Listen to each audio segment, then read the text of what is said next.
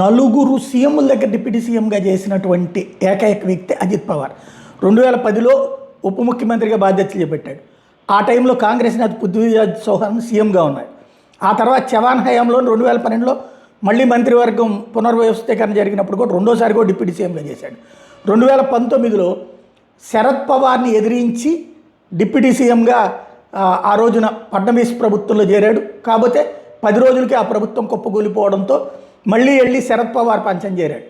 మళ్ళీ ఆ తర్వాతన ధిక్కరించి షిండే పార్టీని చీల్చుకుని వచ్చినప్పుడు శివసేనని అప్పుడు వచ్చి ఫడ్నవీస్తో చేరి మళ్ళీ డిప్యూటీ సీఎం అందుకున్నాడు. తర్వాత మొన్న జరిగినటువంటి ఎన్నికల్లో గెలిచి మరొకసారి డిప్యూటీ సీఎం అయ్యాడు. వాస్తవంగా అప్పుడేమో 80 గంటల పాటు, కేవలం 15 రోజులు కూడా కాదు, 80 గంటలు అప్పుడు డిప్యూటీ సీఎంగా ఉంది. దాంతో కూడా కలిపితే టోటల్గా అన్నిసార్లు డిప్యూటీ సీఎం అయినటువంటి రికార్డు ఉంది. కాకపోతే సీఎం అవ్వాలన్నటువంటి ఆయన కోరిక మాత్రం తీరలేదు. అనేక సార్లు శరద్ పవార్ని కూడా ధిక్కరించినటువంటి వ్యక్తే. అసలైనటువంటి స్పెషల్ ఏంటంటే శరద్ పవార్ పెద్దన్న అనంతరావు కొడుకు, అంటే బాబాయ్ అవుతాడు శరద్ పవార్. శరద్ పవార్ అన్న కొడుకు ఇతను అజిత్ పవార్. 23 ఏళ్ల వయసులోనే 1982లో చక్కెర సహకార బోర్డు సభ్యుడిగా రాజకీయ రంగ ప్రవేశం చేసి 91లో పూణే జిల్లా కోఆపరేటివ్ బ్యాంక్ చైర్మన్గా ఎన్నికయ్యాడు. అనేక సంవత్సరాల పాటు ఆ పదవిలోనే ఉన్నాడు. 1991లో అసెంబ్లీలో అడుగుపెట్టాడు. రాష్ట్రానికి పరిమితం అయ్యాడు. ఇప్పుడు ఆ ప్లేస్ ఎవరు ఆక్యుపై చేస్తారు అంటే మేబీ ఇప్పుడు 2 కోణాలు కనబడుతున్నది. ఒకటి, ఎలాగూ శరద్ పవార్ శాంతం రాజకీయాల నుంచి పక్క తప్పుకోవాలనుకుంటున్నాడు. సుప్రియా సూలేకి అవకాశం లేకుండా పోయింది.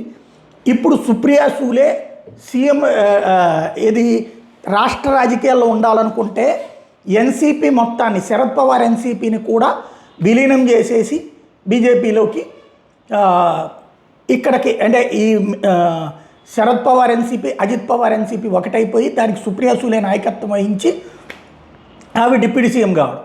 అప్పుడు ఈ చవాన్ లాంటి వాళ్ళు వెళ్ళి డైరెక్ట్గా కేంద్ర మంత్రివర్గంలోకి చేరతారు. ఇకపోతే ఇప్పుడు ఈయనకు వచ్చేటప్పటికి డిప్యూటీ సీఎంగా ఈవిడికి చేస్తారా లేదా అన్నది తెలుసుకోవాలి. ఆవిడ పార్టీలో చేరడం అన్నట్టు. అప్పుడు వీళ్ళ బతుకు బస్ స్టాండ్ అయిపోతుంది, శివసేన ఉద్ధవ్ థాకరే వాళ్ళ బతుకు. లేదు ఆవిడ విడిగానే ఉంటాను అంటే కనుక అప్పుడు ఈ పార్టీలో ఉన్నటువంటి ఎంపీలందరూ బీజేపీలో చేరతారు, ఎవరైతే అజిత్ పవార్ పార్టీలో ఉన్నాడు. లేదా వెళ్ళి సుప్రియా సూలే దగ్గర చేరాలి. వాళ్ళకి ఆ కుటుంబాలతో నడవడం తప్పించి ఇండివిజువల్గా స్వతంత్రం ఉండదు. కాబట్టి ఏం జరుగుతుందో చూడాలి.